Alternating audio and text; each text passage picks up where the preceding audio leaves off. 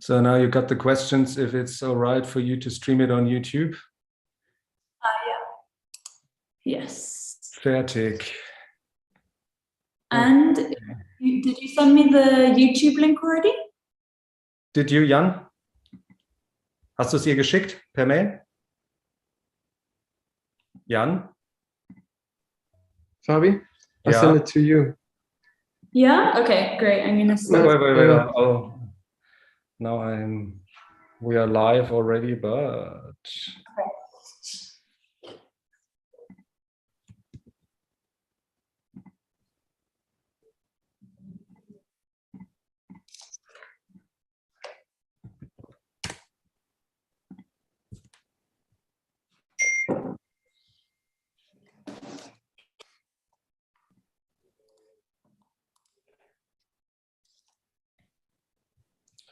All right, let's see if it's online already.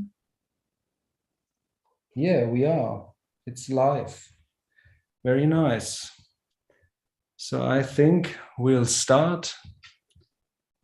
Welcome, Blanca Valdes.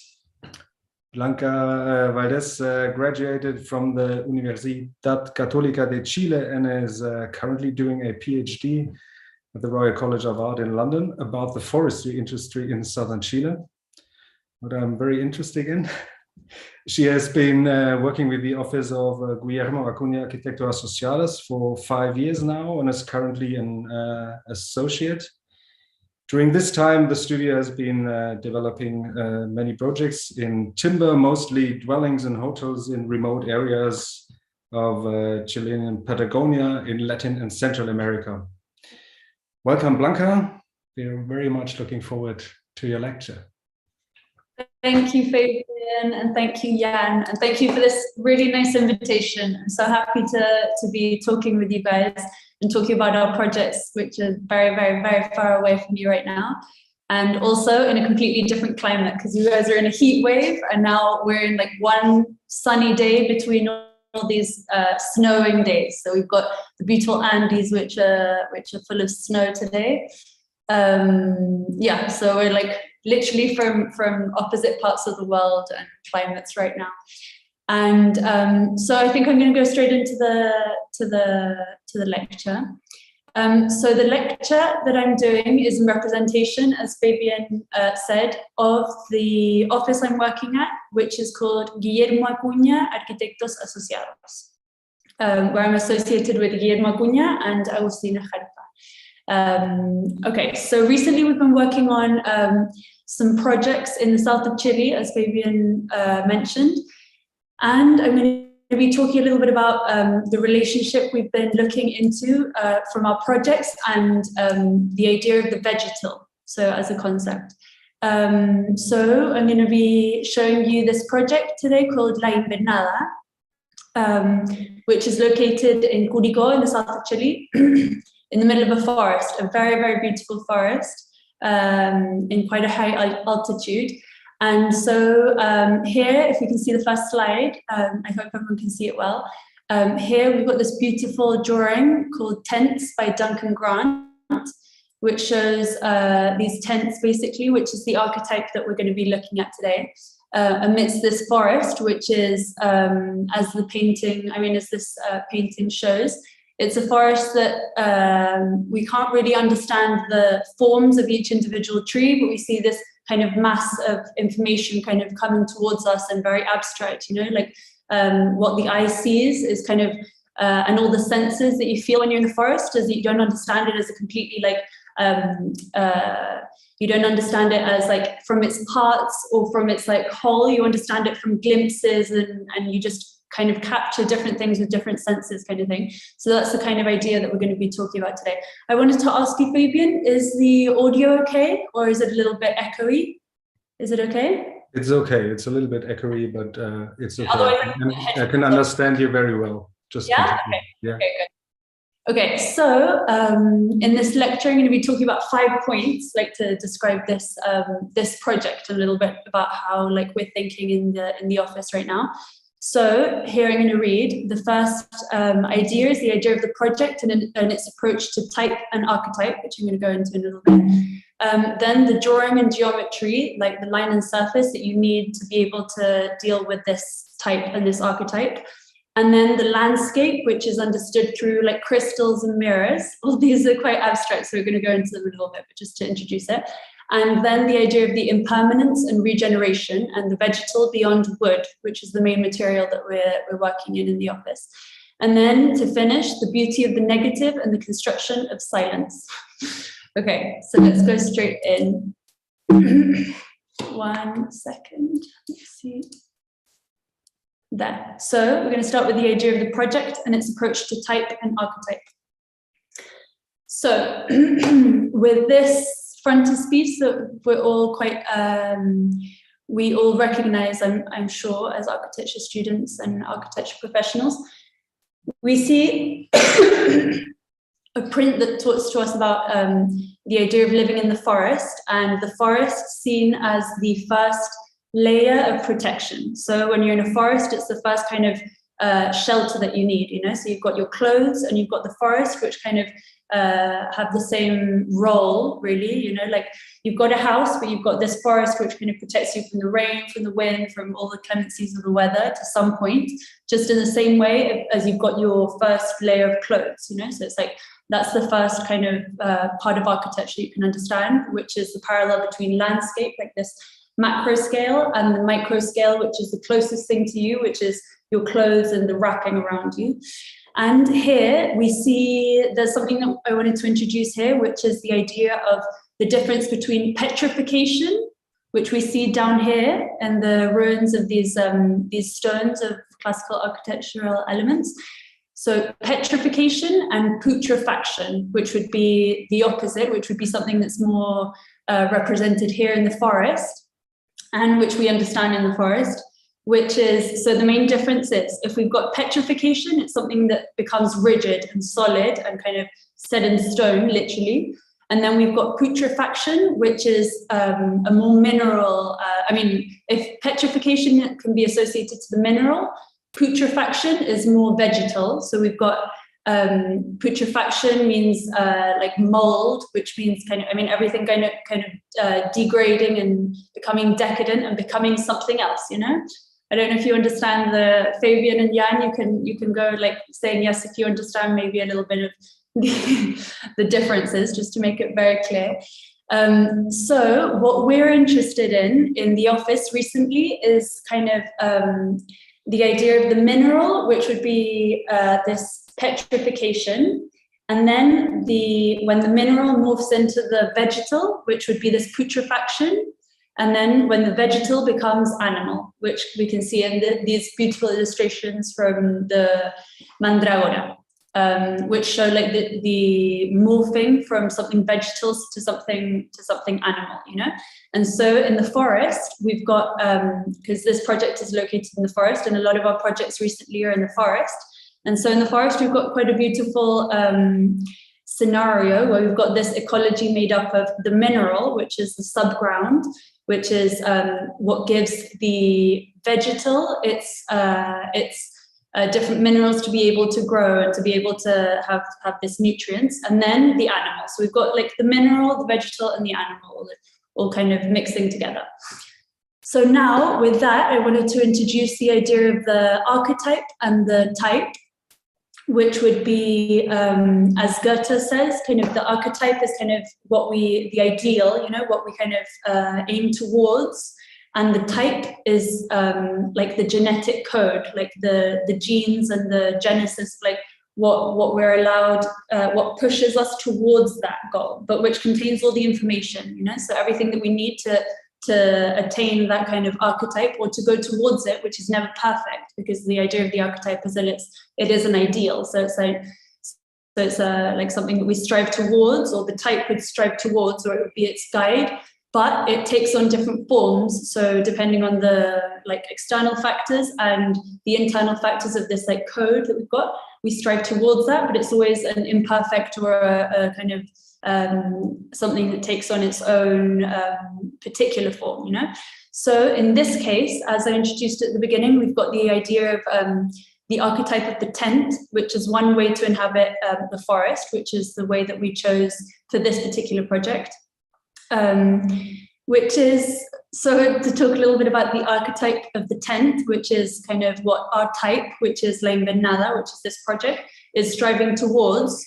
The tent would be the archetype of how to explore a forest. So we've got something that's light, something that we can carry, something that we don't want to be permanent forever there. We want to be able to take it away. We want to be able to carry it on our backs. We want it to be something that's kind of an artifact in order to be able to explore the forest. So it's not something in itself, but it's the negative of the forest in some way. Fabian and Jan, as I mentioned at the beginning before we went live, feel free to jump in and comment anything or to ask for clarification from anything I'm saying.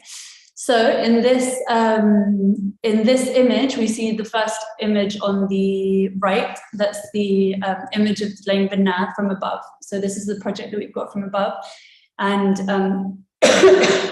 yeah. So this is our approach to the archetype, basically.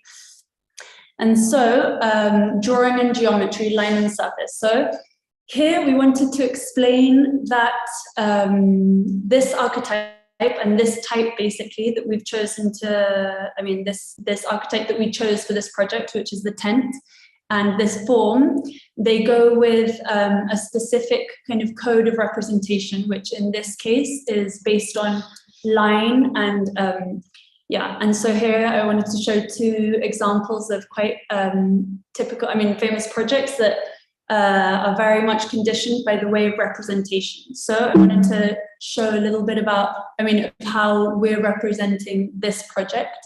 This has to load a little bit until it becomes quite clear. So this is our project of La Invernada, its site plan. And here we can see that the way of representing it, to be able to build it, we had to do a quite exhaustive mapping of all the trees and more than each individual trees, it was the masses of trees and the masses of voids from those trees that we have, to be able to place this project, particularly, exactly where it was going to be, so it had to be done with these with the trunks of the trees and with the clearings in the forest, and also with the topography, which is, if you see here at the end of the site on the right, we see quite a steep gradient downwards, which is where the Morongos River goes past. And so here we are in the midst, we're on the terrace kind of thing, looking down towards this this river. And here, the use of geometry is really important, obviously, because we need to be able to, as in any project, you've got to be able to represent it kind of in an abstract form, and also to be able to take these elements and be able to go to this place that's completely in the middle of nowhere, And so here you see other plans, which is kind of how we're working in the office, which is well, this one has two ideas, basically. We're working with laminated timber that's pre-cut. So to be able to reach these very remote areas, what we're doing recently in these projects that are kind of in places that are really difficult to access, is that we're pre-cutting the wood. So we have to model it in 3D and all millimetrically, and then we get it cut with laser cutters. And then each element is brought onto the site with a plan of exactly how to mount it. So we've got element 3 with element 4 with element 5, and then you cross it. So we've got a specialized team of a couple of carpenters that are now used to this kind of assembly. So we've got a really it's a way of constructing that makes a lot of sense for these kinds of areas. But it means that it's got to be done in these windows of time. So it's a very short period of construction where you have no snowfall or no rain or the right amount of wind or the paths, the roads to get to these places. They're actually available because you've got most of the year they're in terrible weather conditions, so you can't really construct here. So we've found this way to construct which makes sense for these areas. But that means that you've got to have a series of people, a group of people that are used to, that can build this, basically, because it's a completely different way of constructing. yeah, so we've been capacitating these groups, and that's been a really positive experience. And now we're working recently with graduated architecture students who are interested in carpentry, and we're capacitating these groups of young people to build these projects as well. So that's been a really interesting thing, because it's kind of bringing in like a way of kind of making a carpentry school kind of thing, you know, to experiment with these projects, which is quite fun. And so on the one side, you've got that, which is the structure that we're using, and everything that goes with that kind of material and that structure. And all these is just another point from that. It's quite an important thing for us to be able to, like, especially with this idea of the archetype of like going into this forest and leaving this forest, and like everything goes on your back, and you can kind of like this archetype of the tent kind of thing, that you kind of leave no trace in the forest, that you're there to explore, and the main idea is, I mean, the main thing is the forest. With that same kind of principle in mind, we're using wood always from certified forests, and everything's kind of very, like, you can trace the material back to its origins and understand like its certifications and everything. So everything's kind of like rounded on that kind of point, which is something that I'm personally studying now as well. So it's quite an interesting thing to start to understand, like all the technologies around this kind of way of building and stuff from the actual forestry stage onto the until like the carpentry and the more like everyday kind of thing that we're experimenting with. So on the one side, you've got the structure, which is wood, and on the other hand, you've got the textile, which we used here, which I'm going to go into a little bit in another part of the lecture. But in order to build this kind of structure, which is based on like the wood structure and the tent structure, which is these like fibers, these membranes kind of thing, you've got to work with this kind of drawing, which is kind of everything's serialized, but you've got like the specific details here, and you can put them all on one plan, and then you've got to take this onto the site, and that's all that you have, you know, like all that you need to be able to build this kind of thing.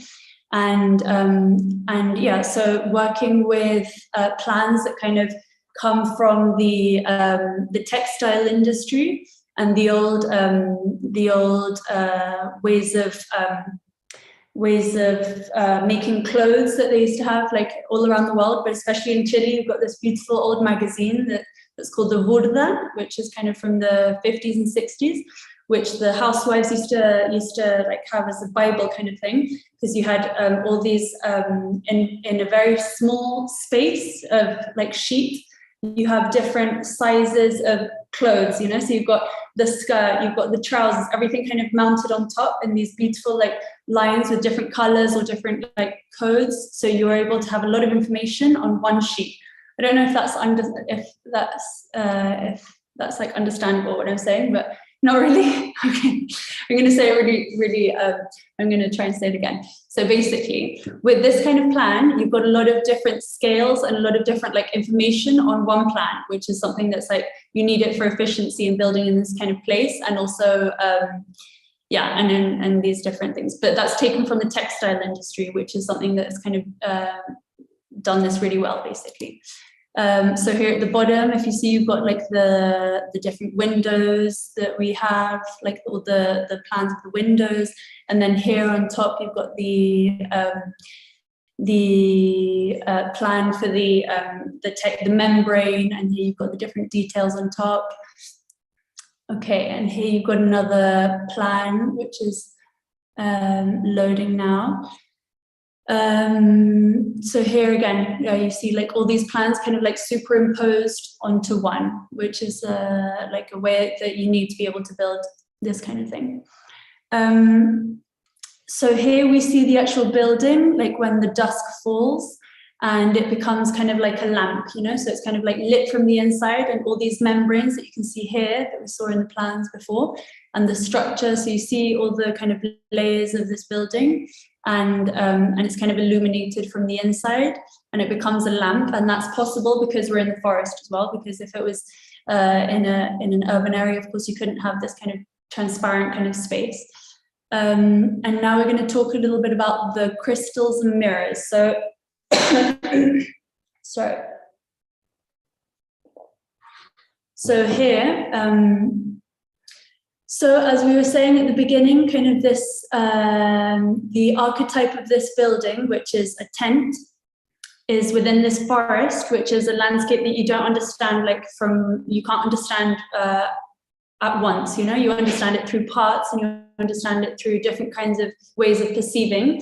So here we've got these references of these shadow theatres kind of thing that kind of alludes to different ways of feeling the forest or different ways of understanding the forest, which is not scientific, which isn't like wait one second, which is kind of, it relies on the shadows and the reflections and the kind of smells and the feelings and the textures instead of like being one thing that you understand at once, you know. So you've got kind of like different sensations, and also you can't understand it in the same way throughout the day because it keeps changing. So all during the day, this becomes kind of when the light is outside, instead of, before we saw an image where the light comes from inside and it becomes a lamp, but when it comes from outside, which is the majority of the day, you've got the shadows and constant movement, and the trees kind of like, you feel how the forest is kind of so complex in a way because it's got so many layers and so many kind of different things that you feel. And here I wanted to talk a little bit about the vegetal beyond the wood. And so if we see this kind of idea of the textile, you see that so I wanted to talk a little bit about the idea of putrefaction here. So if we're talking about this archetype, which is a tent, and everything's kind of like, it's built up and it's put down, you know, it's like something that you kind of build in a very vegetal way, which has a time span which is different to the mineral, which is different to like the petrification. So if you think that to make a stone or a mineral, it takes like a process of millions of years, thousands of years, hundreds of years. And the vegetal, it takes a much shorter time span. And with that, you make fibers, for example, for like these textiles or for baskets and for kind of things that you need weaving for, which is kind of what you use in vegetal, how we're using wood as well, kind of like weaving it together. And so this kind of takes the same time span as the vegetal, which is much shorter, which is like something you can do by hand in a couple of hours, you know, and something that also, like this basket you use to collect fish, for example, in South Chile. So you've got like this tape, you don't think it's going to last forever, you know, and then it falls apart and you make a new one. That's kind of like the idea of the archetype of the tent that we wanted to like propose here as well. It's something that you don't feel like it's going to last forever. It's not proposed to be able to last forever. In fact, this is a project, this is a conservation, this project like stems from a very beautiful idea that's kind of becoming very common in the whole world right now, and in Chile especially, which is a way of conservation of large areas of land, where a group of people buys a very large area of land and decides on a very concentrated area within that land where everyone builds their houses. So instead of having acres of land with one house and another acre of land in another house, you've got a large area of protected land and then a small designated area to be able to build the house and to be able to live there, basically. But from there, you explore the rest of the forest or the rest of the conserved land, basically. And so this is kind of like, this kind of goes very well in line with the idea that you're inhabiting the forest for a specific period of time, and that you know that the idea is the conservation of land, and you're there to explore the land instead of like to make your house there forever or to kind of be the protagonist, you know? So this is really conceived as a tent that's there, and we decide when to build it, and we decide when to take it down, and you can even move it because the pieces are numbered and everything, as I was mentioning, like the structure, and the tent can be folded because it's kind of a membrane, you know, so it's all like kind of in the time span of the vegetal, you know. And if you decide to leave it there forever and not maintain it, it can degrade, and it's going to be like putrefact, you know, like everything in the forest that kind of degenerates and becomes the forest itself, you know, because they're all kind of like in a forest, when you know, when you leave the leaves at the bottom and you don't clear, because in a park you've got to clear everything, but in a forest you don't clear the leaves, and the leaves become the ground, become the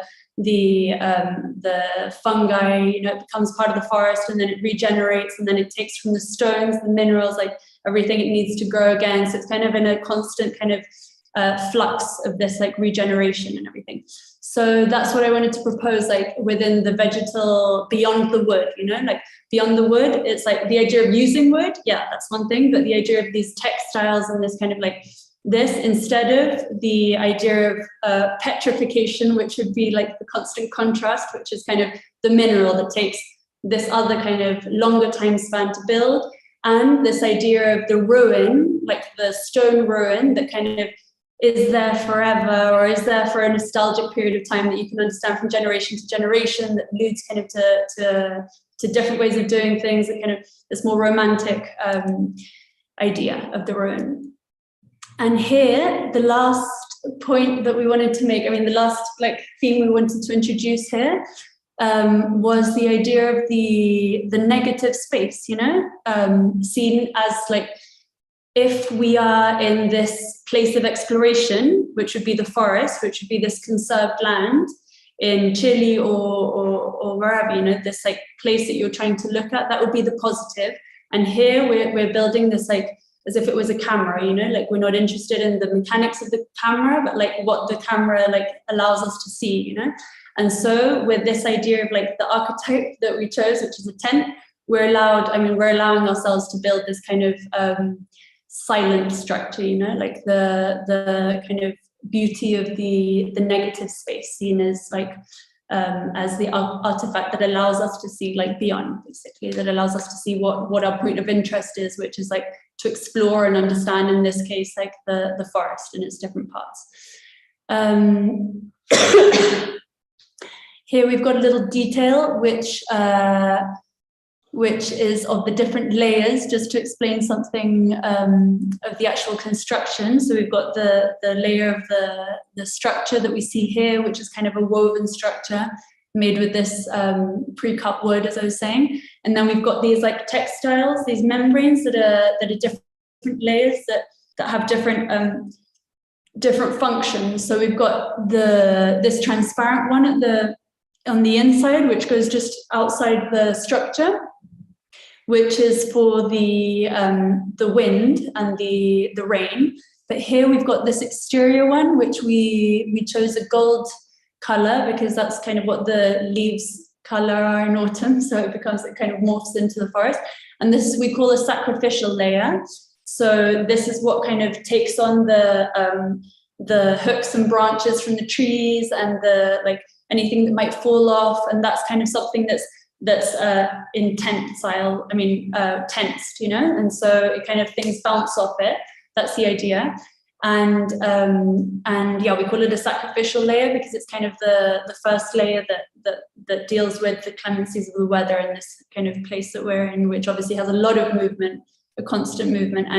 And if that one like breaks, then you change that one, basically. But the idea is that that's like the first sacrifice layer. So we've got like different layers that kind of come together, where the outer layer, beyond this sacrificial layer, would be the forest, which is the kind of the first protection that we have, which is what we were seeing in the first slide as well, which is like the first kind of shelter layer, basically. And here we see like the different parts of, I don't know if I've got a picture of this, but here we've got, here we can see that the actual house has this kind of screen that we see that kind of brings in the light in different ways, which is very beautiful, like during different times of the day. And here, like on the first ground, you can see down towards the roots, basically. And then you've got a first mezzanine where it's like the first bedroom for the children, basically, because this is a very small space. And you've got one main bedroom, and then you've got a space for the children to sleep, which is basically just cushions up here, which we saw here as well. So you've got these square cushions, and then you just put these like sleeping bags, or if you want covers and everything, and you sleep there. And then you're on the height of like the tree tops, basically. I mean, the middle of the trees, so the tree trunks. And then you've got another little mezzanine where you've got, I don't know if I've got a photo of that, but it would be quite nice to see it. All this area at the top is glassed, and that's where the last mezzanine is, which is a smaller area for the children to sleep as well. And that's really beautiful because in the nighttime you've got this whole sky which is rounded, which is glass. And so one time I stayed there and you could see the moon, like literally you woke up in different times of the day and you saw the moon like going from side to side, you know. So you've got like the treetops and the moon, and then you've got the tree trunks, and then you've got like the soil where all the leaves are and all the like different types of life. So that's kind of the idea of how we're observing from within, like this, the forest, basically. And that's the last photo, the photographs from Cristóbal Palma, who took the photographs of this house, where we can see it in its like different stage, which it lights up basically and becomes like another creature within the forest.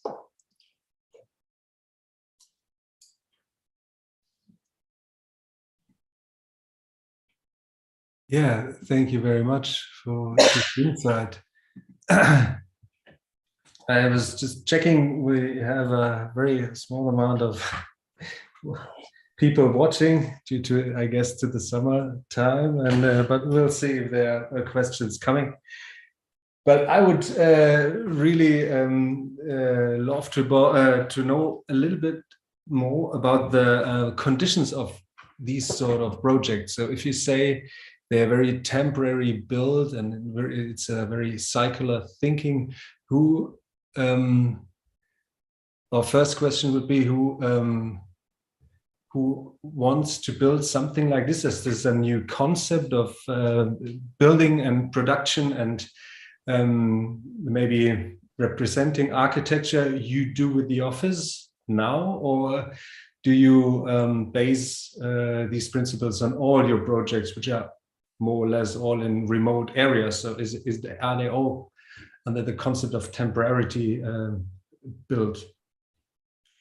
I mean, I think something that that kind of makes sense in the world right now is to build like temporarily, but obviously it's a temporarily which we talk about like in generations, you know. So this kind of structure and all the buildings that we're building now, like any other structure, if you maintain it, it can last for as long as you need it to, you know. It can last for generations and generations. But if you leave it like to putrefact, then it can, like, you can decide to take it apart, you can decide to abandon it, you know, you can, but we're kind of like incorporating the idea of time into the projects in a very conscious way. So, but it's kind of a thing that kind of happens anyway, you know, like even if you do it unconsciously, it will happen, you know. But the idea of like the Japanese temple, the ise, that they kind of decide every generation if they want to continue with this tradition. Do you know that one that they build every generation? So every 25 years they decide if they want to rebuild it, and if they want to rebuild it, which has been going on for centuries and centuries, they take it apart and then they build it again with exactly the same joinery, with the parents teaching the children, with each generation kind of deciding to build it again, but maintaining like the carpentry, the joints, the know-how of this kind of type of building, you know. And so that's kind of a very beautiful way to kind of maintain this tradition, but very consciously. You decide if you want it, you know. And if you decide that you don't want it and it doesn't make sense anymore to inhabit this forest, for example, then you can decide to take it away. And if it makes sense to go into another forest to explore, you can, like you could physically, like you could pack it up, you know, into a small space, into a small truck, and then you kind of put it, you build it up somewhere else, you know. that's kind of the idea of the building, which we think makes so much sense now. Yeah, of course. That's an implemented second, third, fourth life, more or less, in the architecture. Yeah. And because it's very hard to understand for Germans, I think, because we are not allowed to build, or mostly not allowed to build in such remote areas. Is it something you can do easily, or are there conditions, for example, that you don't use heavy machinery, or that it's all constructed by manpower, or is it compulsory that it's wood, or that you have minimal foundations, or what's the condition you're basing your planning on? Well, in Chile, we're kind of it's a completely different idea of building to what I understand is kind of the more European kind of thing, because we've got a country which is still being colonized in some ways. I mean, in many ways, and so you've got such large areas of remote land, basically, that you have no regulations, that you have extensive you've got extensive areas, basically, and you've got a lot of extractive companies kind of on the one hand, and then you've got these kind of more virgin areas on the other hand. And so you've got different kind of forces at play, but you don't have regulations like you have in Europe, that you have, the regulations come from, for example, if you're building in a place that's been what do you call it? That's been kind of loteado, that you kind of separated into different sites. Then it's the community that decides what material it has to be, what colors it has to be, what everything has to be, But that depends completely on the community and on the kind of what the community wants for it to be. But apart from that, you don't have a lot of regulations of types of buildings. That's why you see a complete collage, on the sides of the lakes, for example, where you've got no regulation and everyone can do what they want. You've got a collage of different materials, of different styles, of different densifications. And that's becoming really dangerous in Chile as well, because you've got places that are very dense and without the proper services needed, to hold that density. And so that's been Chile's getting working on that a lot, basically, now, because you've got all these kind of it's in a really critical stage of densification without regulation, regulation, So in remote areas like this, you feel it differently, but it really depends on who's kind of deciding on the density and stuff. So it's very important as well to show through role models that how you can build in remote areas and be respectful with nature and the surrounding and trees, I guess. Exactly. Yeah. To be able to show kind of the possibilities of construction. Yeah. And so is there a special principle of collaboration between the architects and the craftsmen? Because you said that, of course, you have to build it before, and then you have this small time frame where you have to erect it, and I guess there's a lot of manpower needed and skilled manpower needed. And you said as well that you build a carpentry workshop. So is there a very intense collaboration between production and erecting and planning?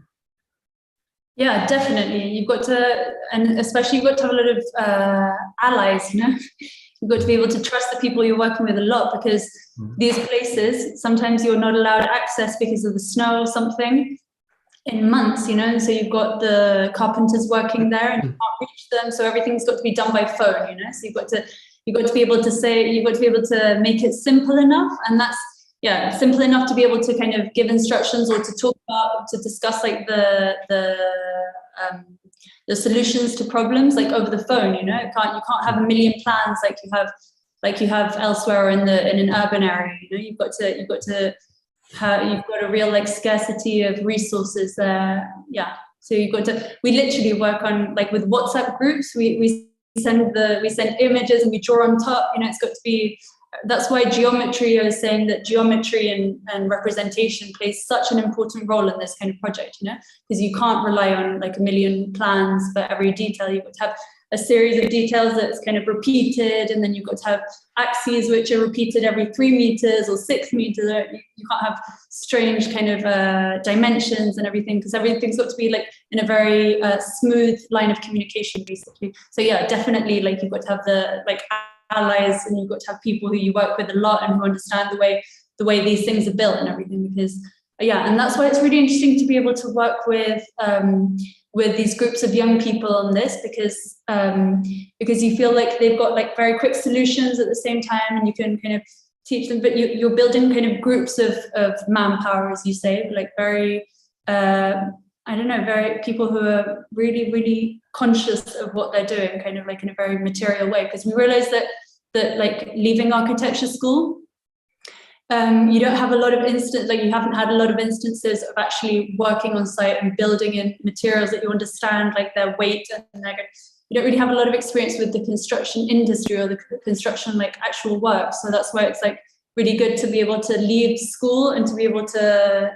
kind of work directly with the material and on site, because obviously like there are a million problems that you need solutions to that you haven't thought of, like in the plans and everything. Even though like you try to understand the detail at its maximum, you've always got things you've got to make solutions to. So we're really, really lucky that we've been able to work with these groups. Like apart from the young people, which is something that we're starting now, we've got these jefe de obra, which would be like this, the like main constructors, which are from Chiloé, which are these amazing guys that just have solutions for everything. They're so creative. They're just amazing. So we can really like trust them to be able to solve all the problems that we can't get to, or that, yeah, it's like a real collaboration kind of thing. You don't feel like it's one person like with all the answers. You've got to like kind of work them together, or trust that they're going to be able to make the solutions by themselves, kind of thing.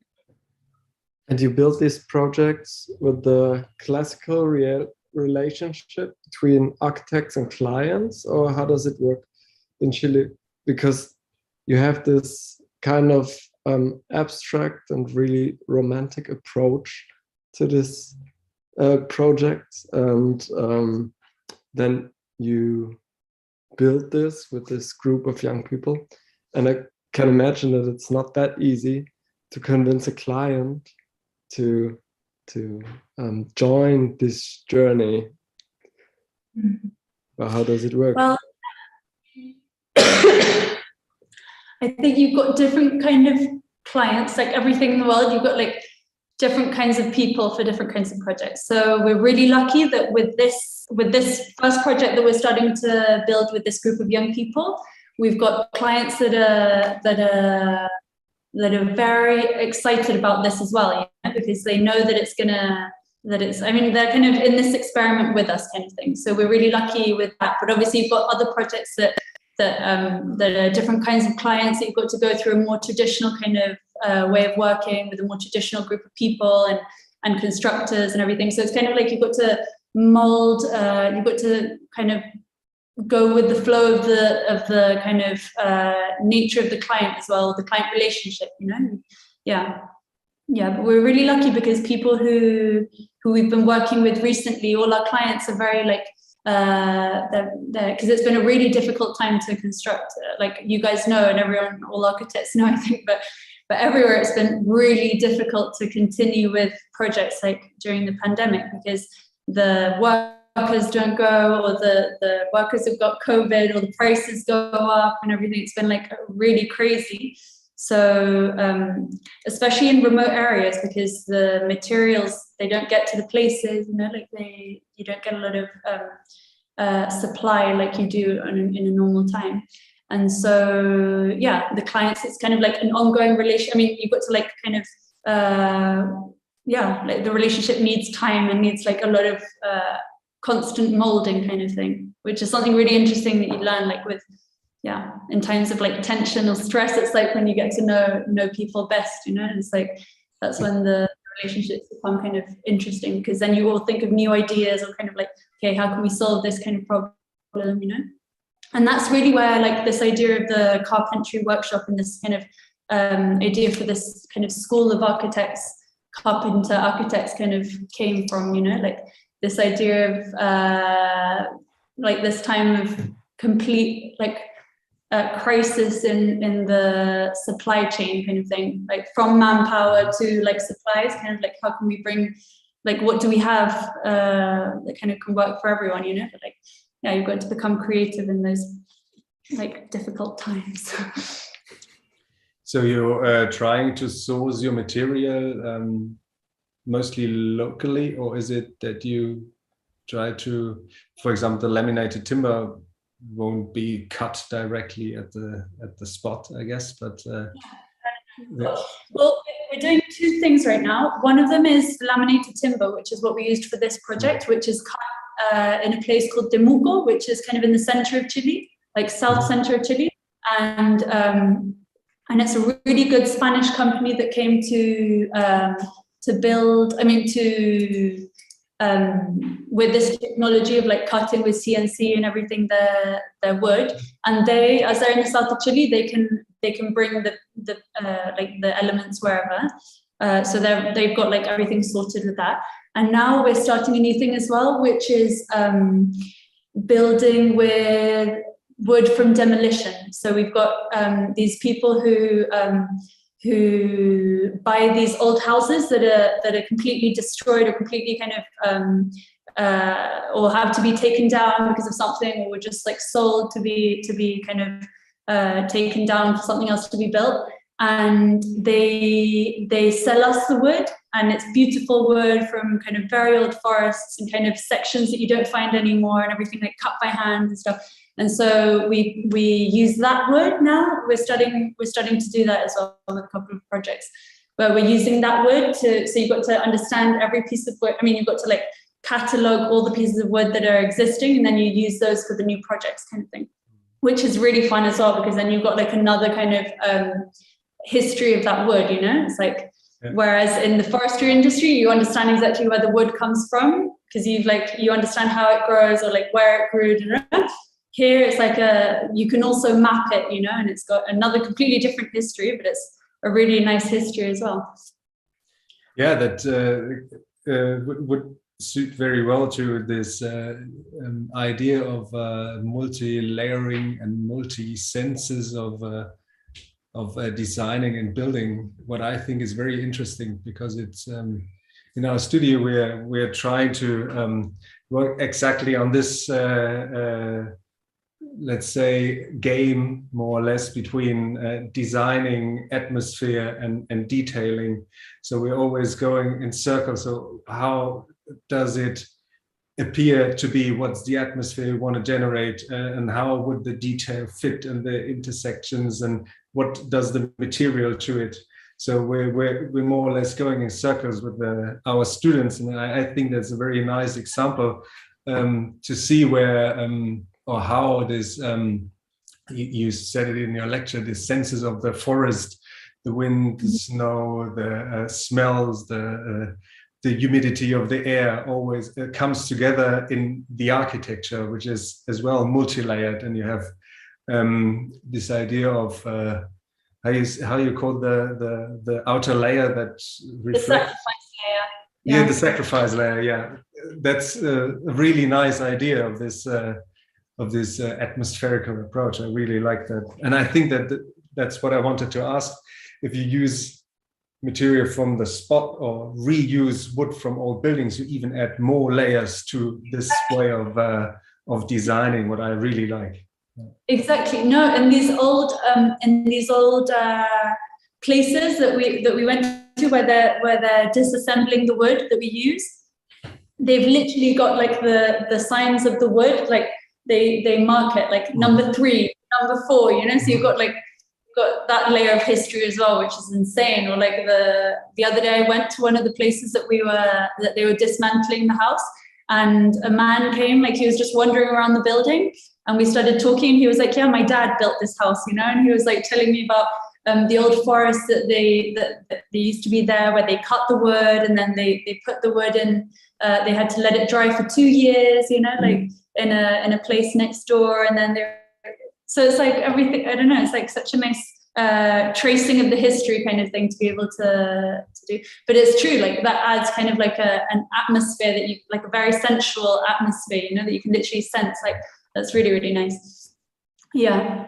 Yeah, and it's a really interesting and good layer of sustainability, because on the one hand you have these prefabricated laminated timber, which works quite well, but you can also use maybe 50 or 100-year-old pieces of wood, and they still work perfectly well.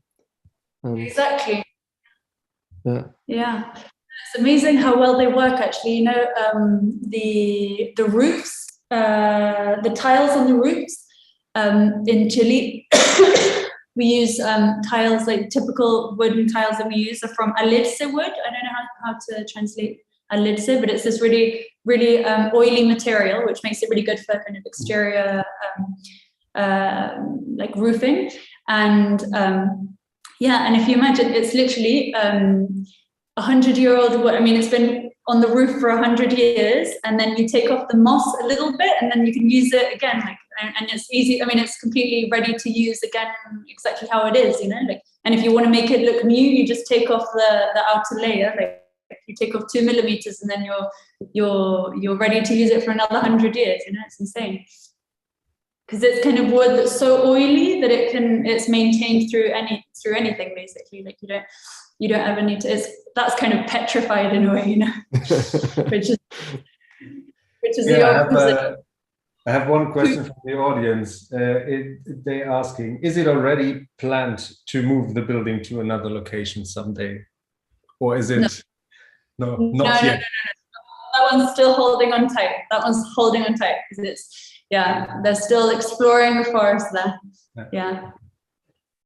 Yeah, I even thought that it's not only a tent, because all these pathways, which are very nicely leading through the forest, and I think that it looks not so temporary. Yeah, exactly. That's the archetype, the tent. The type is like what it actually is, and that's like. Yeah, something that's so nice to go there. I love going there. It's like it's an amazing place as well, because you go in different times of the year, and it's completely different. Like when you go for a walk in the forest in the snow or in the summer, it's like completely different. But here it's like you're so within this, you know. It's like you really feel like every time you go there, it's like a completely new exploration kind of thing, which is really beautiful. One more question to the house. How do you solve the problem of electricity and water and all this in such remote areas? Yeah, I mean, you've got to live like as if you don't have all the comforts of urban life, basically, but you've got a generator there, so you've got light and electricity minimal, basically. And one really nice thing is that you don't have a shower. You don't have shower inside. You've got a hot tub outside. So if you want to, because if like when you're in the woods, you're in a tent, you're not going to have all the luxuries of everyday life, you know. So you're going to find new kind of luxuries or new kind of ways to. We were talking before that it's like the difference between, I mean, the where the word comfort comes from, you know, and it was actually. Before having this connotation of like comfort as in like luxury or kind of like excess, it actually, I mean, the Latin root of the word comes from the idea of protecting, you know. So that's a really nice thing as well. I think like this house, or like in general, the idea of having everything you need to kind of protect instead of like for excess, you know. Like you can live without showering every day, and you can have, I don't know, you can have a really nice like warm bath in the hot tub, you know, like kind of if you really need to take off like or if you need like to relax or to after a long day walking in the woods, you know, like you don't need to have a shower. You can find other ways of like protecting or like kind of protecting your body or kind of, you know, you've got like different cycles that you kind of adapt to or kind of build new routines. You don't have to have everything like so sanitized like we're used to in modern day life, kind of thing. Okay. Yeah, I think on the live chat there are no more questions asked, unfortunately. Too bad. Okay, great. Good. Jan, do you have more questions?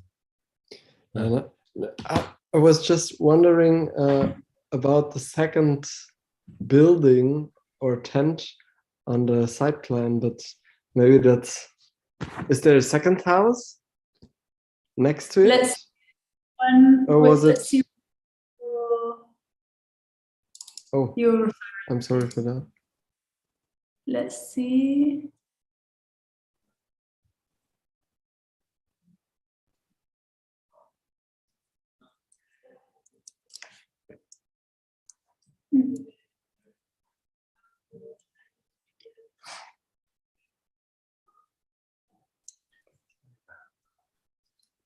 This?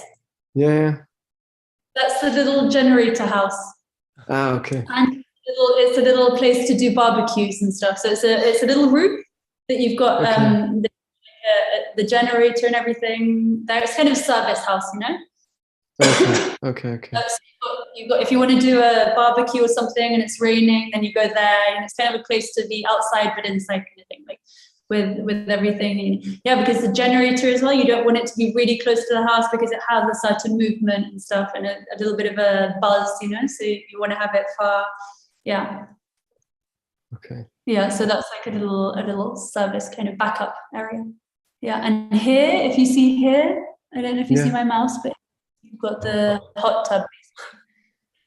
So you go, it's really beautiful because you go down this kind of ramp, and then you've got like another area which is like more close to the river and stuff, which is kind of further down, like more moist, you know, like kind of more humid. Kind of you're in like a kind of spa kind of place, you know, it's like humid and kind of like you've got the smell of the mold kind of thing, you know. You're in like a different kind of, instead of being above and like on the treetops, kind of on the ground, treetops but a little bit elevated, you're more in a kind of a musky area, you know, which is really nice, like closer to the river kind of thing, you know?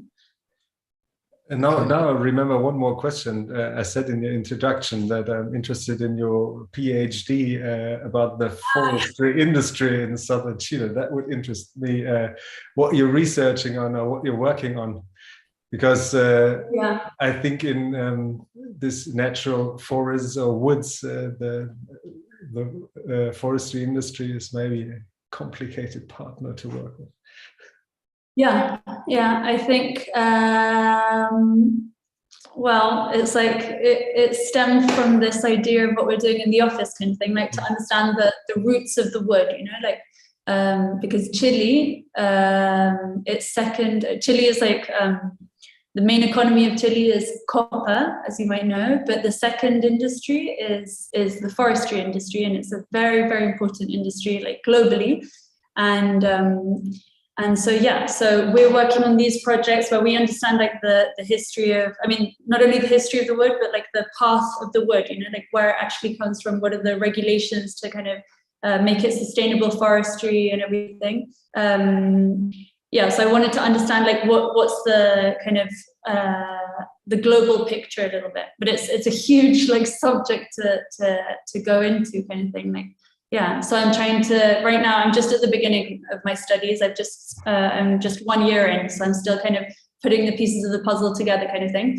But I'm deciding what I want to actually like research, because it's such a huge topic that I'm kind of trying to like reframe it, you know, like trying to frame it as specifically as possible, because yeah, so I'm actually really interested in seeing these kinds of millenary forests that we have in Chile, and how they've kind of impacted the buildings that we see in the south, and then the cartography of that, yeah, kind of like the mapping of the forests basically in time.